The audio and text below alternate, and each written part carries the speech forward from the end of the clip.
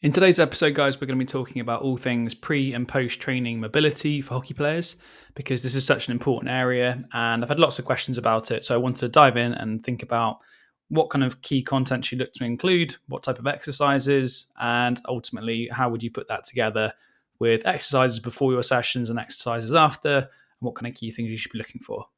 So, first of all, mobility is the ability to move through full ranges of motion. It's important for lots of reasons. It's not just limited to injury prevention, but it's also sort of linked to technical skill execution as well. If you think about having better range of motion, what this allows you to do is get into better shapes on the pitch. So, for example, if you're trying to get into a low position in the D, the better your hip mobility, thoracic mobility, the more effective that position is going to be on the pitch. And one of the key things which sometimes happens is that coaches might want you to get into a particular position, and you can't because that's a physical limitation, but it comes across as just a technical limitation. So maybe your coach is trying to reiterate a point and you're getting frustrated because you can't do that. And actually, that's not your fault because it's a physical limitation, not kind of skill-based thing. So that's a key thing just to consider. But there is also this massive link between injury risk and mobility. So what has been shown in the research is that hockey players with less total what's called lumbosacral mobility, in other words, through the lower back into the pelvis. If they had less mobility, they had a greater risk of lower back pain compared with control groups. So what this goes to show is that if you've got better range of motion through the back, through the lumbar spine, thoracic spine, and hip, you're going to be less likely to experience lower back pain because you're able to get into more effective positions. It's not going to be a massive strain on your system to be able to get into these kind of low shapes on the pitch on a consecutive basis. Now, another common problem I've mentioned just then is about this idea that athletes are being asked to kind of get into the right technical positions, but it's physically limited. What I mean by that is maybe you're trying to get into a good technical position to perform a drag flick, or maybe you're trying to get into a good effective position as a defender in the D in order to be effective, get into low shapes, and to ultimately trying to stop goals being scored within the D. But your coach is trying to tell you to get into these shapes, but you can't do so because of your physical limitation. There is probably something like a hip mobility issue. Well, if you can't address that problem, then it's not going to go away, but you might be looking at the problem from the wrong side. You might be thinking like, oh, my technique's not very good. But actually, it's not the fact your technique's not very good. It's that, first of all, you've got to address the underlying physical cause of why you can't get into that shape in the first place. So that's a really important factor. And there are subtle differences ultimately in how you would address pre and post training mobility. So prior to sessions, ultimately you're trying to increase your joint range of motion to get into better technical shapes. You're trying to prepare the tissues and the body to move effectively and to ultimately perform at its best. So the key things we're trying to look for is to get into good positions on the pitch with deep hip flexion and thoracic extension as well as rotation. We're also going to look at things like ankle mobility as well. That's massively, massively important. So prior to training and prior to matches, you're trying to basically develop better ranges of motion, increase your short-term performance, and prepare as best you can to go out and perform your best. And that's going to be slightly different from how post-training mobility is going to look, which we'll look at in just a second. Now, here's some examples of ankle mobility exercise that you can do. Some really good options with things like a downward dog, lunge to the floor sweep, ankle rockers, standing calf stretch, or a curtsy lunge. And here's just an example. The downward dog, basically at the top here, get into this sort of ankle stretch. And if you exaggerate pushing your heels down towards the ground, that's going to help to increase that dorsiflexion ankle range of motion. Just try and get a good stretch through the calf. Obviously, and even what makes this a very good exercise is you're also increasing this thoracic extension. You're getting some hamstring stretch here as well. As you can see, my hamstrings aren't the best, but it's a really good one to work on multiple facets of mobility at the same time. So as you can see here, what I'm trying to do is really exaggerate the top here, pushing the heels down, try and extend the hips upwards, get that really nice stretch through the whole body. So there's some really good options there for some ankle-based mobility exercises. The next one then is hip mobility exercises, and things we've got here which can be good options are things like Spider-Man rotations, lunge and reach, lateral lunges, knee cradles, and single leg arabesques. Again, if you're not sure on that, you can go onto my channel and I've got a video of all of these different exercises, but rather than me showing you every single exercise, I just thought I'd show you one for each. So this is a good option for your hip mobility. And as you can see, it's also very good for your thoracic mobility as well. Ultimately, what I'm doing here is moving through this position, trying to get into really good ranges. So at the top of the range here, what you can see is I'm in a lot of hip flexion. So I'm getting this really nice stretch through the adductor, through that contralateral leg, the opposite side. What we're seeing is a nice stretch through the adductor again, through the hamstring. And then as I'm going into this rotation, what I'm getting is now this rotation through the thoracic spine, getting a nice stretch through the shoulder.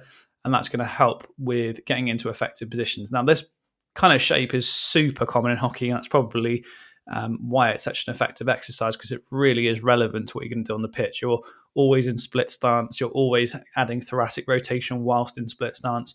This is a really good one for just improving that overall hip thoracic mobility prior to games, but can be done on a consistent basis as well. Just in terms of like subtleties, how you might do this, just make sure that at the top here, you're looking up rather than rotating your shoulder. So if you look up, then you're going to rotate through your cervical spine, through your neck, and increase that thoracic extension and rotation a little bit more effectively than if you look down, where you're going to be slightly limited in how much range you can achieve there, and just making sure that back leg is as straight as possible. So that's a good option for some really good hip mobility. And then we've got thoracic mobility, which is your upper back. And again, this is a good option here, which I'll show you. Is a sideline 90-90, but we've got things like child's pose, thoracic rotations, the wall lat stretch, and the world's greatest stretch. Again, all of those are on my channel, so you can have a quick look and find those exercises.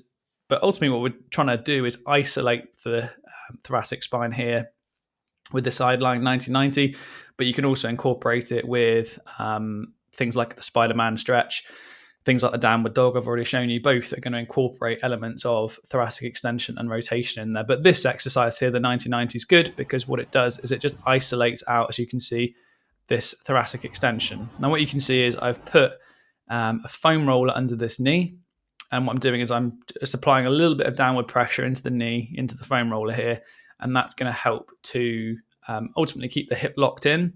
So what you're not then doing is rotating through the hip and limiting this thoracic rotation. So pushing a little bit downwards from this knee into the into the foam roller, keeping this opposite leg nice and straight, and then we're rotating through full range from one side all the way to the other. And again, just like the Spider-Man stretch, following around with your eyes just to make sure that what you're doing here is getting full rotation through your thoracic spine. If you don't follow around with your eyes, what happens is you kind of lock in this upper sort of cervical spine and thoracic spine, and you limit how much rotation you can achieve there. Ultimately, with all of this, there's two components. Obviously, you've got pre-training and post-training. So pre-training really should be dynamic. So here's an example on pitch of what you can look to do. This is what's called a lateral lunge. You can just use your hockey stick. Super simple. You can do this with little to no equipment just before you start training. And it should be dynamic and ultimately preparing you for performance. So what we're trying to do here is just make sure that we're achieving full ranges of motion, dynamic-based movement, so not static, ideally, before performance. We should be working through more dynamic ranges. Something like 2 to 3 sets of 15 to 20 reps or 20 to 30 seconds, depending on the exercise, performed dynamically through full ranges of motion would be generally advisable pre-training. Post-training, it should be a little bit more restorative in nature. So now what we're trying to do is aid a little bit of recovery. And it has been shown to increase short-term flexibility by doing more static-based stretching, although some of the actual mechanisms of it are not that clear. But the most important thing is just that you're improving the short-term flexibility. So once you have done the training or done the matches, it's important that you can aid recovery by working through good ranges of motion in a more static way. So try to complete these for up to about 60 seconds at a time. Try and focus on key areas of tightness. There's little evidence really that this reduces soreness, but it can be helpful for short-term flexibility gain. So you're not going to kind of help to reduce the soreness, which has been caused by muscle damage, but you will help to increase the short-term flexibility, which can be restorative and just generally beneficial. So here, for example, what I'm doing is, again, this is a more dynamic movement, but it's a bit more isolated. So I'm just trying to work through increasing that hip internal rotation here with this hip wiper exercise. What you can do, of course, is just hold this exercise here. So you're then getting into a little bit of external rotation on one side, internal rotation on the other, and just hold that for kind of 30 to 60 seconds at a time to achieve improvements in that short-term flexibility. So that's just a subtle difference in how you would do these exercises, but ultimately the main kind of core elements could be quite similar. Overall, though, the most important thing with all of this is it requires consistency.